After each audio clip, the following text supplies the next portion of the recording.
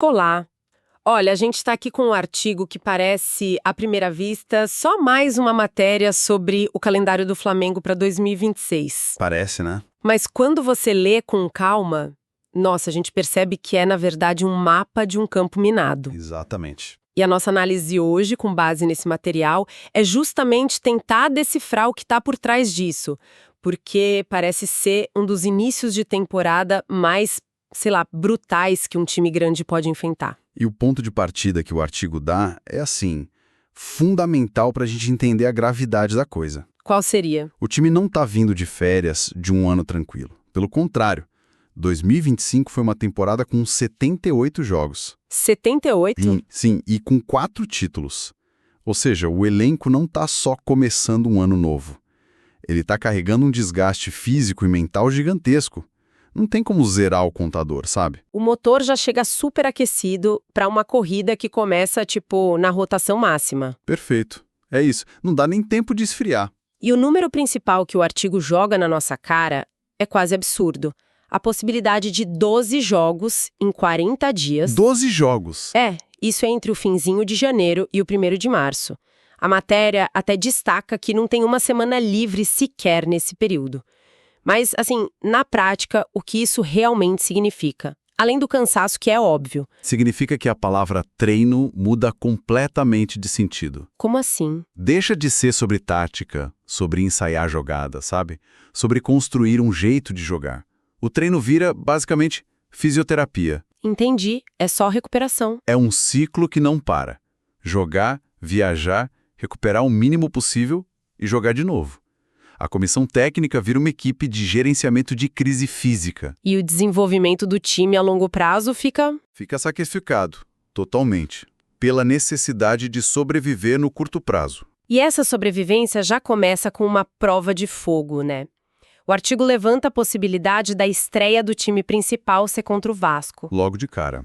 Apenas 9 dias depois da reapresentação. Quer dizer, os jogadores voltam de férias e, antes de pegar o ritmo, já encaram um clássico, com toda a pressão que isso envolve. É uma receita para o caos. O que já nos leva a uma primeira conclusão bem clara que o artigo sugere. Que é? A decisão de usar um time alternativo nos primeiros jogos do Carioca, isso não é uma opção tática, um luxo. É uma necessidade. É a única jogada possível. É o clube admitindo que é impossível lutar em todas as frentes com força máxima desde o dia 1. É preciso escolher as batalhas antes da guerra começar. E mesmo escolhendo as batalhas, a quantidade de frentes é impressionante. O artigo detalha isso muito bem. A gente está falando de Campeonato Carioca. Com clássicos, né? Vasco, Fluminense. Sim. Aí tem o início do Brasileirão, com jogos difíceis como São Paulo, Internacional. E no meio disso tudo, 2 finais. 2. E não é qualquer final, é uma Supercopa do Brasil contra o Corinthians. Que já é um evento por si só, jogo único, tensão no máximo. E uma Recopa Sul-Americana ide e volta contra o Lanús. Aí você adiciona uma viagem internacional e a complexidade de uma decisão de 180 minutos num calendário que já não tem onde respirar. É nesse ponto que o artigo revela o tamanho do caos logístico. Ele dá um exemplo que parece até piada. O do Mirassol, né? Esse mesmo. O jogo contra o Mirassol pelo Brasileirão está pré-marcado para o dia 25 de fevereiro. Certo. O jogo de volta da final da Recopa, que é o jogo mais importante do semestre, é no dia 26. Um dia depois. Obviamente isso não vai acontecer. Claro que não. Mas esse exemplo é muito sintomático. Ele expõe a verdade sobre o calendário brasileiro. Ele não é um plano. Ele é uma sugestão que já nasce sabendo que vai ser rasgada. Boa definição. A principal habilidade de um time no Brasil não é só jogar bem. É sobreviver à desorganização do sistema. O Flamengo não joga só contra os adversários, ele joga contra o próprio calendário. Então esse jogo contra o Mirassol vai ser adiado. Mas para quando? Para um espaço que a gente já viu não existe. Exato. E aí você cria um efeito dominó que vai se arrastar pela temporada inteira. E isso afeta a cabeça do jogador, imagino. Demais. Pensa na agilidade mental que o cara precisa ter. Na segunda, o foco é total na estratégia para o Carioca. Na quarta, ele tem que virar a chave, o chip, para uma mentalidade de final continental. É um desgaste invisível, né? Gigantesco. uma exigência de adaptação constante. O artigo até tenta achar um ponto positivo, um alívio. Ele menciona que, tirando a viagem para Buenos Aires, não tem grandes deslocamentos. A maioria dos jogos é no eixo Rio-São Paulo. Mas, sinceramente, isso soa mais como poderia ser pior do que uma vantagem real, não acha? É um consolo mínimo, né? É a diferença entre um cenário impossível e um cenário só extremamente difícil. Exato. Evitar voos longos, claro, ajuda na recuperação, ajuda. Mas não resolve o problema central, que é o volume de jogos decisivos e a falta de tempo para treinar. É como estar numa tempestade e se consolar porque o vento podia estar 10 km por hora mais forte. Você ainda está no meio da tempestade. E falando em preparação, o artigo aponta uma mudança de estratégia que eu achei interessante. Depois de anos fazendo pré-temporada nos Estados Unidos, Sim, eu vi. o clube decidiu ficar no Rio. A reapresentação é no Ninho do Urubu, dia 12 de janeiro. Essa decisão me parece um reconhecimento de que a situação é grave. Sem dúvida. É uma decisão pragmática. Ir para os Estados Unidos e adicionar uma viagem internacional, jet lag, eventos comerciais, e arrubar um tempo que eles não têm. Um tempo precioso. Conta para preparar e, principalmente, recuperar os jogadores. E enquanto essa loucura toda acontece em campo, tem outro relógio correndo, talvez até mais cruel. A janela de transferências. Exato. Fecha no dia 3 de março, ou seja, o Flamengo tem que fechar o elenco para o ano inteiro, no exato momento em que está disputando 2 finais. E é aí que o desafio vira um xadrez de altíssimo risco. O artigo menciona aquela meta do clube, né? Ter 2 titulares por posição. Sim. Nesse contexto, isso deixa de ser um clichê de dirigente para virar uma condição de sobrevivência. A questão é, como você faz isso no meio do caos? A pressão para acertar é enorme. Não tem tempo para avaliar um jogador com calma. A negociação é feita sob uma pressão imensa. É quase como, sei lá, construir o avião com ele já voando e no meio de uma turbulência forte. A matéria até cita o acerto com o zagueiro Vitão.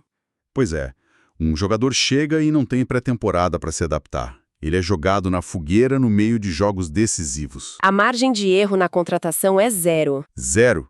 E isso nos leva a um ponto fundamental de gestão. O clube não está comprando só talento, está comprando adaptação instantânea. Faz sentido. Um jogador que precisa de 2 meses para entender o sistema, para criar entrosamento, ele não serve nesse momento. O perfil da contratação muda. Precisa ser um cara bom tecnicamente, claro, mas com uma inteligência de jogo e uma maturidade para chegar e render sob a maior pressão possível. O que torna o trabalho do departamento de futebol muito mais difícil. Exponencialmente mais difícil.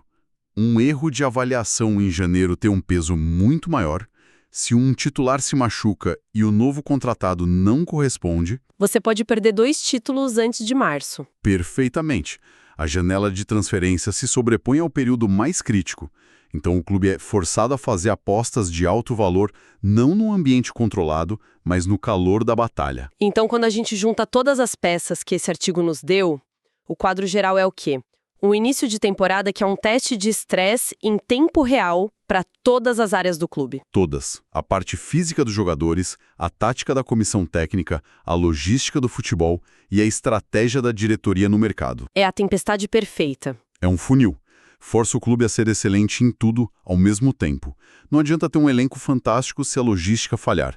Não adianta a logística ser perfeita se as contratações não forem certeiras. Só um calendário.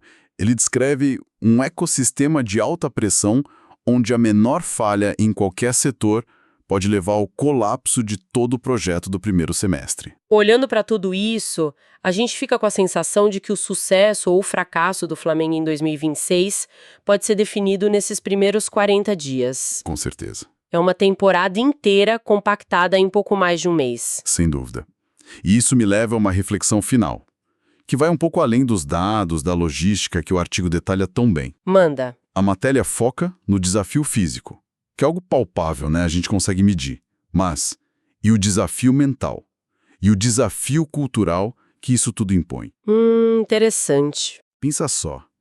Como uma comissão técnica mantém um grupo com fome de vitória, com o foco afiado para uma final, quando eles mal treinaram e já estão exaustos?